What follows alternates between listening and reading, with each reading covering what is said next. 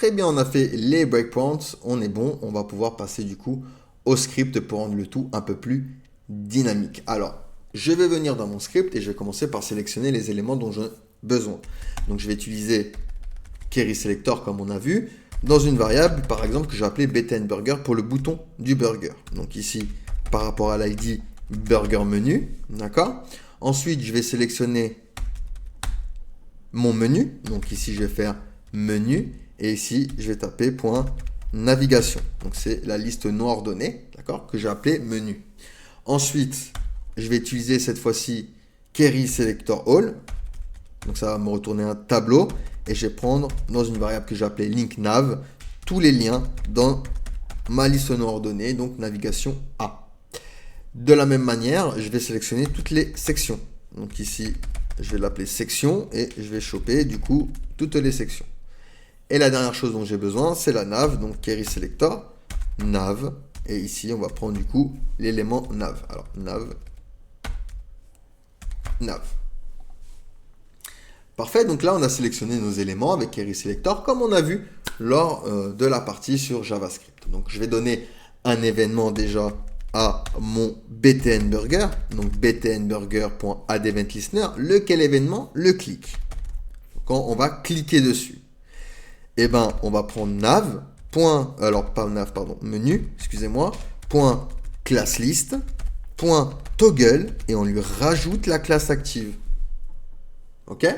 Donc quand je clique ici, vous voyez, mon menu obtient la classe active.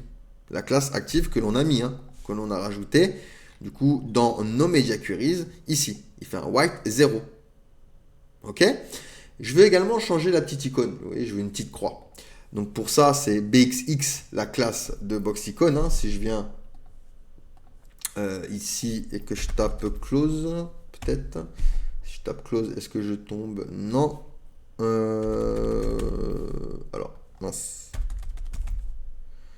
Alors, je sais plus le nom. Alors, je vais mettre BX peut-être, si je mets X. Voilà, ici. Vous voyez, je vais dans font, BXX.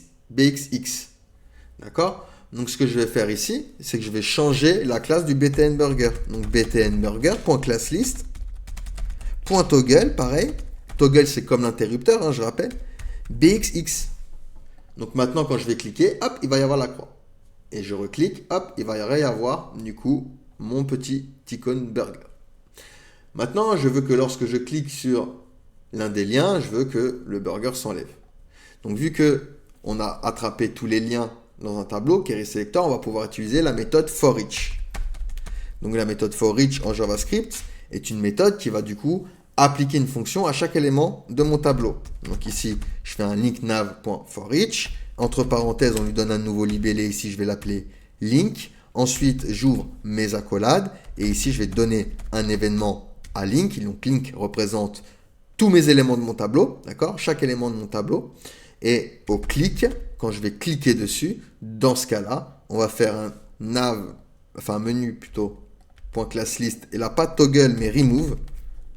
Active et remove également pour notre petit bouton. Donc quand je vais cliquer sur un des liens, hop, vous voyez, ça va s'enlever. Nickel.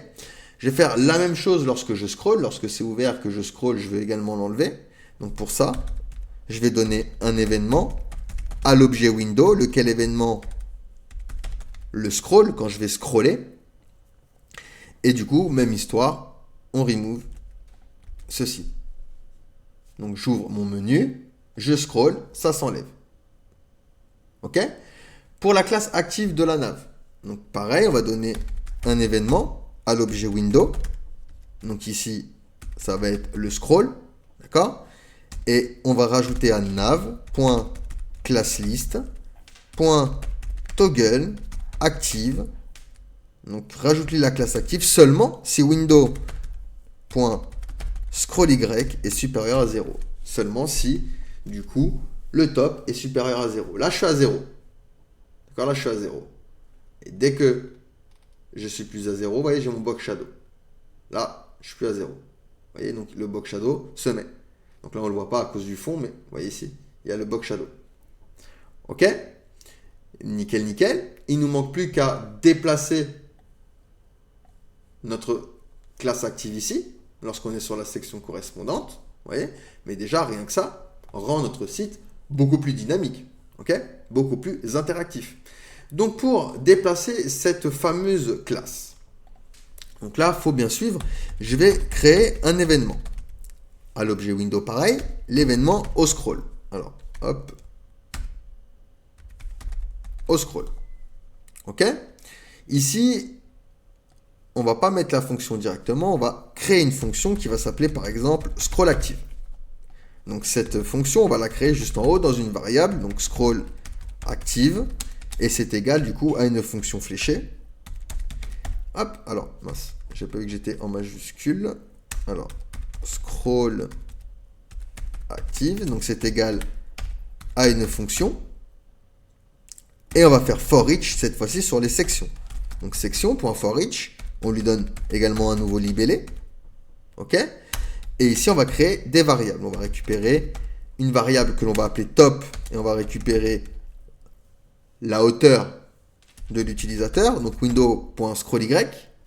On va créer une autre variable offset qui sera égale à section.offsetTop. Donc on récupère le top de chaque section, moins 150 pixels. On récupère la hauteur, donc let 8 égale section.offset8, donc de nos sections. Et les ID, donc let ID est égal à section.getAttribute. Donc là, on récupère les ID. Ok? Donc ça, on ne l'a pas vu dans la partie de JavaScript, mais je me suis dit que c'était assez sympa de vous le montrer pour le projet final. Au moins, ça fait un petit plus. Donc là, on va rajouter une condition. D'accord? On a récupéré des variables, c'est tout ce qu'on a besoin, mais pour créer notre transition de classe, on va devoir faire une condition. If, si top est supérieur ou égal à offset et, donc le est logique, toutes les conditions doivent être respectées. Comparé au ou logique où l'une des conditions doit être respectée. Et top est inférieur à offset plus la hauteur, donc 8. Alors dans ce cas-là, on prend link nav.forEach comme tout à l'heure. On va l'appeler links. Hop. Et on va faire un links.classlist.remove et tu remove la classe active. Donc là, la classe active, elle est dans le premier. D'accord? Donc là, c'est enlevé parce que j'ai scrollé. Ouais, elle est dans le premier. Hop. Là, j'y suis plus. Je suis plus dans le home, donc il l'a enlevé. Non, il faut le rajouter à la section correspondante. Donc pour ça, je vais venir ici et faire un document.querySelector. Je vais ouvrir ici mes backtits et lui dire .navigation à entre crochets href